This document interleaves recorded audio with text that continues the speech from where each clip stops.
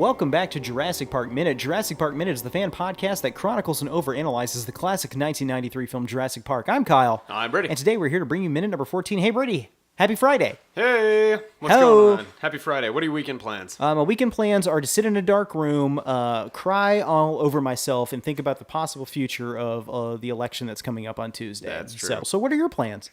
Probably to sit in a dark room as well, but watch Jurassic Park for 48 See, there you straight go. hours. That's how Yeah. to get your mind off of the depressing nature of the things right That's now. right. Is to watch a fun movie. So, but hey, we got minute number 14 here today on a Friday. Are you ready to get into it? Let's do it. Awesome. In the previous minute, we saw Ellie and Grant accept Hammond's proposal of taking a trip to his wildlife preserve in Costa Rica in return for project funding for an additional 3 years. As the minute ended, we saw a mysterious man walking around an outdoor Mexican restaurant in San Jose, Costa Rica. At minute number 14, we cut to computer technician Dennis Nedry eating by himself at a table for 3. At 14:06, the mysterious man continues to walk around the outside eating area looking for someone. At 14:15, Nedry notices the man, waves at him, and starts yelling his name, Dodson! At 14:24, Dodson makes his way to the table where Nedry is sitting and takes a seat. He tells Nedry that he shouldn't use his name. Nedry gets excited and starts pointing and screaming, Dodson! We got Dodson here! Nedry laughs and says that no one cares.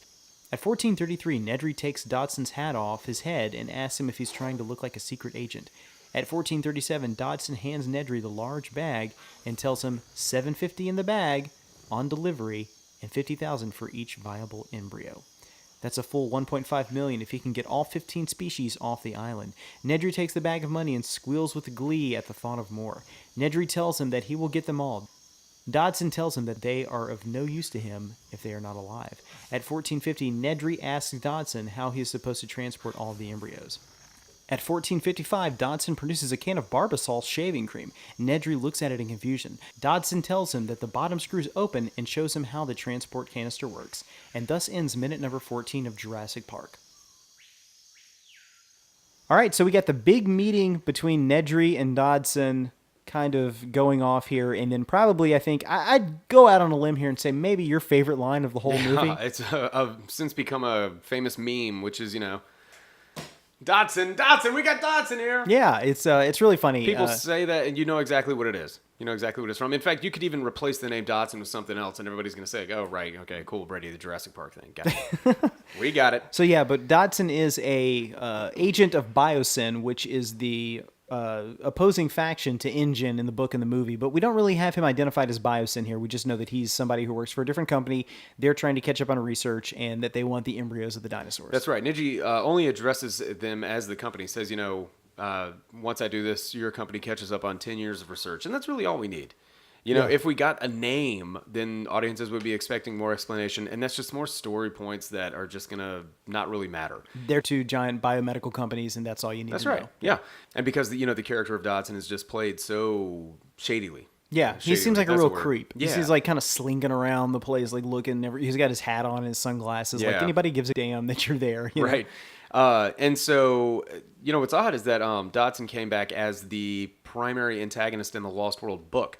And I really think that Crichton was taking things away that audiences liked about the first movie and dropping them into the second book. Like, people really took to this, obscure little characters in the movie for maybe 2 minutes. Yeah. And, but he knew that people would always go around, quoting the Dodson, we got Dodson here thing, and dropped him in there as a primary focal point of the Lost World book. The same with Ian Malcolm. He saw that, audiences really took to Jeff Goldblum's performance and put him in the book.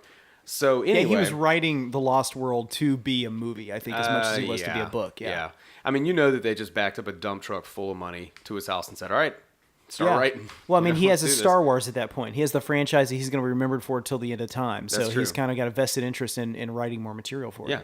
So we've also got Wayne Knight, who I think is probably the best performance, in my opinion, in the movie, playing Dennis Nedry. So a little fact on Wayne Knight. He was actually the very first actor cast in the movie. Steven Spielberg had seen him in Basic Instinct and thought, man, this guy just plays like such a wormy guy. And apparently his first day of filming was whenever he was at the main gates of Jurassic Park and pushes them open with his Jeep and goes through. And this particular spot in Hawaii is where it rains most in the world. It's like 360 days or something it's raining. Mm-hmm. And so he pulls up. They drive through the hills and everything they have to do to get to the gates. They pull up and he sees like this little guy standing in front of the gates. He gets out of the car to go introduce himself, and it's Steven Spielberg. Oh, wow. Yeah, who's just waiting there for him. That's awesome. Yeah. So Wayne Knight was also, as everybody knows, he was Newman in Seinfeld. He was also in Dirty Dancing, Born on the 4th of July, and Basic Instinct. Was he in JFK also? He was. I feel like I remember Yeah. him being really good. Here's the thing: he's hilarious as Newman on Seinfeld, and I Yeah. primarily remember him as a comedic actor. But he's so good in dramatic stuff as well. Yeah. I mean, even in Basic Instinct, he's shown his dramatic chops there. Yeah, and he's very good in Jurassic Park. He's great in Jurassic Park. Yeah. I think he might be, in my opinion, maybe the best performance in the movie. Maybe. I would probably concur Yeah. with that. So now this scene in the book, Dodson and Nidri actually meet in an airport, and Wayne Knight actually sort of like glamorizes the character of Nidri. In the book, he's absolutely disgusting. Yeah, he always he has is. like chocolate on his fingertips and everything. So Yeah. But So, yeah, Wayne Knight's Nothing at great. all like a computer like a computer nerd. Oh, no, not at I mean, all. he would Yeah. need like his anonymous mask, but yeah. Yeah, All right, but that's pretty much all I got for minute number 14. How about you? yeah, that's it for me. Awesome. Okay, folks. Well, thank you so much for joining us. Everybody have a great weekend. We're going to see you back here on Monday for minute number 15.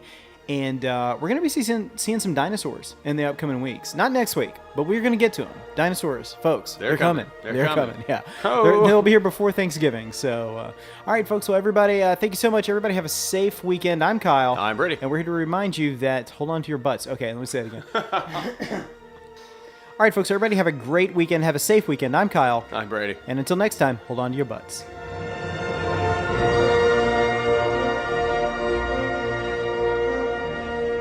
Jurassic Park Minute is a fan-supported podcast.